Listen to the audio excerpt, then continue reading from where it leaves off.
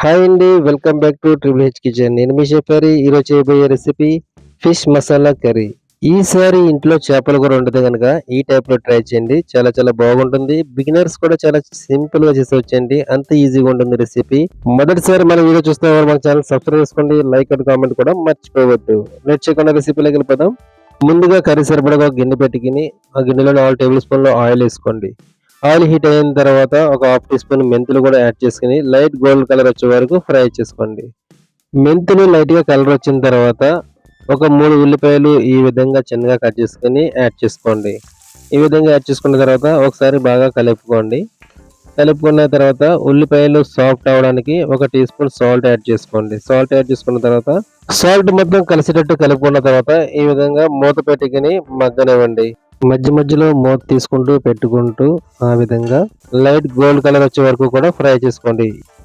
Onions మగ్గేలోపు కర్రీకి masala ready చేసుకుందామండి. ముందుగా మిక్సీ జార్ తీసుకుని మిక్సీ జార్లో 1.5 టేబుల్ స్పూన్ ధనియాలు వేసుకోండి. 1 టీ స్పూన్ జీలకర్ర, 2 ఇంచుల దాల్చిన చెక్క, 4 యాలకులు, 5 లవంగాలు, 6-7 జీడిపప్పులు, 2 ఇంచుల అల్లం ముక్క ఈ విధంగా కట్ చేసుకుని వేసుకోండి. ఒక 10 రేకలు ఎల్లుల్లిపాయలు తొక్క తీసుకుని వేసుకోండి. లైట్గా వాటర్ యాడ్ చేసుకుని బాగా ఫైన్ పేస్ట్ లాగా పట్టుకోండి. ఈ విధంగా పేస్ట్ లాగా పట్టుకున్న తర్వాత పక్కన పెట్టుకోండి.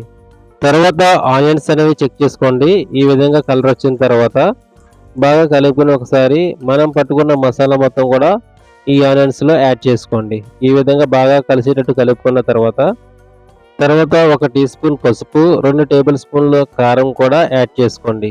కారం తక్కువ తినేవారు కొంచెం తగ్గించుకుని వేసుకోండి. లేదంటే కరెక్ట్గా ఈ కర్రీకి ఈ స్పైసీ అనేది కరెక్ట్గా సరిపోతుందండి.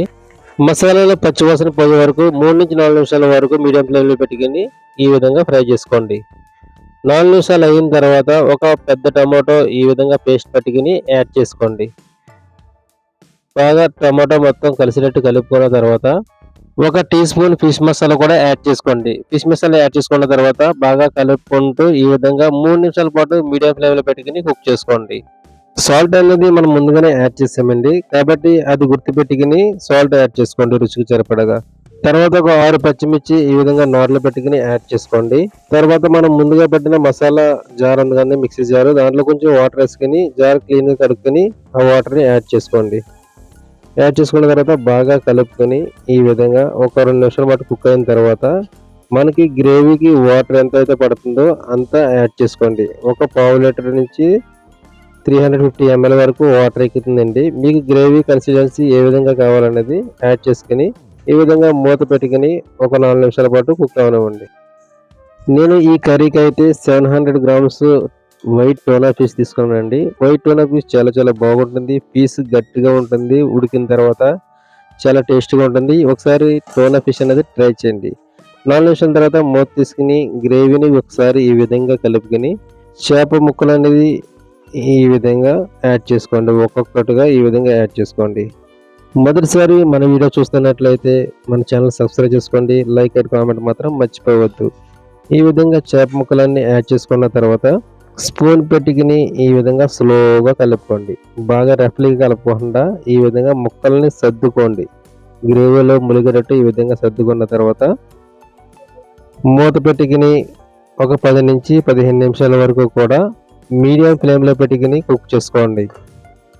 మధ్య మధ్యలో మూత తీసుకుంటూ స్పూన్ పెట్టకుండా ఈ విధంగా నేను చూపించే విధంగా కలుపుకోండి. వదిలేయకండి అలా కర్రీ, ఎందుకంటే మసాలా కర్రీ కాబట్టి దగ్గరగా ఉంటుంది కాబట్టి అడుగంటేస్తుంది. ఈ విధంగా మధ్య మధ్యలో మూత తీసుకుని కలుపుకోండి. 10 నిమిషాలు అయిన తర్వాత కొంచెం కరివేపాకు, కొంచెం కొత్తిమీర కూడా యాడ్ చేసుకుని ఒకసారి ఈ విధంగా కలుపుకొని మూత పెట్టుకుని మరో 5 నిమిషాలు మగ్గనివ్వండి. మీడియం ఫ్లేమ్లోనే కర్రీని ఉంచండి. ఈ విధంగా మీడియం ఫ్లేమ్లో ఉడికించుకుంటే ఫిష్ అనేది బాగా కుక్ అవుతుందండి. 15 నిమిషాలు ఫిష్ కుక్ అయిన తర్వాత మూత తీసుకుని ఒకసారి టేస్ట్ చేయండి. టేస్ట్ చేసుకున్న తర్వాత స్టవ్ ఆపేసి మూత పెట్టుకుని ఒక 20 నిమిషాల పాటు రెస్ట్ ఇవ్వండి. 20 నిమిషాల తర్వాత వేడి వేడి రైస్ లో వడ్డించుకు తింటే ఉంటదంటే మరి టేస్ట్. ఈ రెసిపీ మీకు నచ్చితే కనుక ఒకసారి ట్రై చేయండి. మీకు ఎలా కుదిరింది అనేది కామెంట్ ద్వారా తెలియజేయండి. Thanks for watching.